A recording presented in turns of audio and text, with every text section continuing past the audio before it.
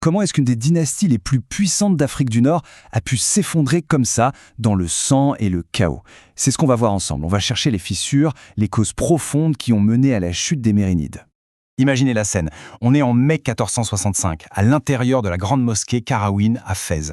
Et là, au cœur même du pouvoir spirituel, le dernier sultan mérinide qui comptait vraiment, Abdelhak, est assassiné. C'est violent, c'est symbolique.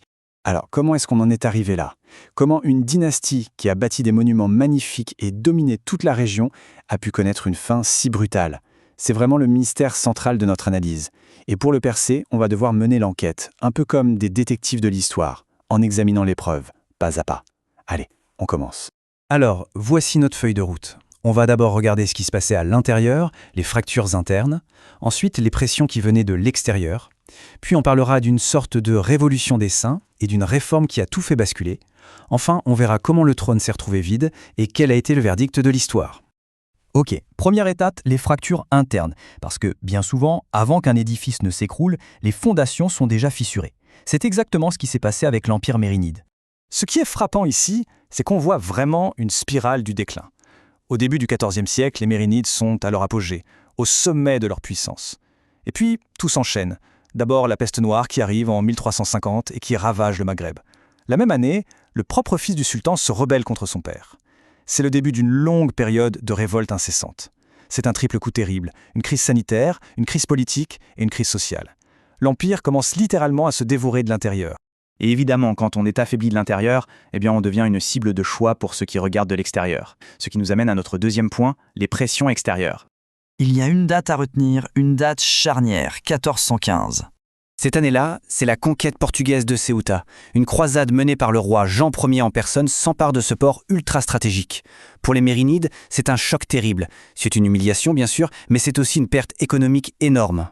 Et il faut bien comprendre que cette attaque, elle ne sort pas de nulle part. D'un côté, on a un État mérinide que les sources décrivent comme étant en pleine anarchie et guerre civile, donc incapable de se défendre. Et de l'autre, un royaume du Portugal, super ambitieux, encore porté par l'élan de la Reconquista, qui veut contrôler le commerce et affaiblir son grand rival. C'était le moment parfait pour frapper. Une attaque opportuniste, mais aux conséquences dévastatrices. Alors, avec un pouvoir central qui n'arrive plus à rien, qui n'arrive même plus à protéger ses propres frontières, un vide se crée. Et dans ce vide, un nouveau type de pouvoir va émerger. Un pouvoir religieux qui va contester directement l'autorité des sultans. Pour bien saisir ce qui se passe, il y a deux mots importants à comprendre. D'abord, les marabouts. Ce sont des chefs religieux locaux, des sortes de saint-hommes, qui sont vus comme ayant une connexion spéciale avec le divin. Et puis, il y a les zaouïas. Ce sont leurs confréries, leurs centres religieux qui sont souvent fortifiés. Ce sont à la fois des écoles, des monastères et de véritables bastions. Et ce sont ces zaouïas qui vont devenir les nouveaux centres de pouvoir. En fait, c'est qu'assez simple. Ces marabouts, ils ont fait ce que le sultan n'arrivait plus à faire. C'est eux qui ont pris la tête de la guerre sainte, le djihad contre les Portugais. Leurs zaouïas sont devenus des sanctuaires, des lieux où on était en sécurité, et en plus ils ne payaient pas d'impôts. Ils étaient en train de créer un véritable État dans l'État. Forcément, leur prestige populaire a explosé. Et en même temps, ils n'hésitaient pas à dire que les sultans étaient faibles, corrompus. Le pouvoir était clairement en train de basculer. Et tout ça, ça nous ramène à notre fameux sultan, Abdelhak. Il hérite d'un royaume qui est déjà au bord du gouffre. Et dans cette situation désespérée, il va prendre une décision qui va lui être fatale.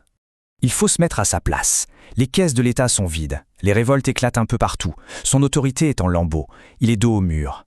Il tente donc le tout pour le tout avec une réforme financière radicale. Et c'est là que tout s'accélère. Regardez l'enchaînement. Premièrement, il nomme un conseiller financier juif, ce qui est déjà mal perçu par certains. Deuxièmement, il essaie de faire payer des impôts à tout le monde, y compris aux plus puissants. Et troisièmement, l'erreur fatale, il supprime les exemptions fiscales des shérifs et des marabouts. En touchant à leurs privilèges, il s'attaque directement au nouveau pouvoir. La réaction est immédiate, c'est l'indignation générale et une révolte massive éclate à Fès. Il vient de signer son arrêt de mort. À partir de ce moment-là, c'est la fin. Sa tentative de réforme a scellé son destin et celui de toute la dynastie mérinide. Le trône est désormais vide, ou presque.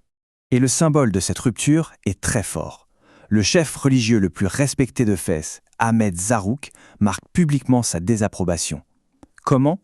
Il refuse d'aller prier avec le sultan. Ce n'est pas un détail. C'est un message incroyablement puissant. Ça veut dire, aux yeux de tous, que le sultan n'a plus la légitimité religieuse. C'est la fin du soutien spirituel. Acculé, le sultan tente une dernière fois de retourner la situation. Il se rend à la mosquée Qaroïne pour s'adresser directement au peuple, pour plaider sa cause. Mais il est trop tard. C'est là, dans ce lieu saint, qu'il est assassiné. On en revient à notre scène du début. Le trône est vide, le royaume est plongé dans le chaos. Alors, quel est le verdict de l'histoire? Qui sont les héritiers de ce chaos? Parce que la chute des Mérinides, ce n'est pas juste une fin, c'est le début d'autre chose, une transformation profonde du Maroc. Dans l'immédiat, ce sont les vizirs ouattacides qui tentent de récupérer le pouvoir, mais ce n'est qu'un court intermède. Les vrais gagnants, ce sont les shérifs saadiens. Eux, ils ont compris où était le vrai pouvoir, dans le prestige religieux, dans le statut de descendant du prophète. Ce sont eux qui vont réussir à unifier le Maroc en héritant d'un trône que les Mérinides avaient déjà perdu bien avant la mort du dernier sultan. Et toute cette histoire nous laisse avec une question fondamentale, une question qui traverse les âges. Est-ce qu'une dynastie, un pouvoir, peut survivre quand son autorité politique entre en conflit direct avec l'autorité religieuse? Le cas des Mérinides semble apporter une réponse assez claire et nous force à réfléchir sur cet équilibre incroyablement fragile qui définit la nature même du pouvoir.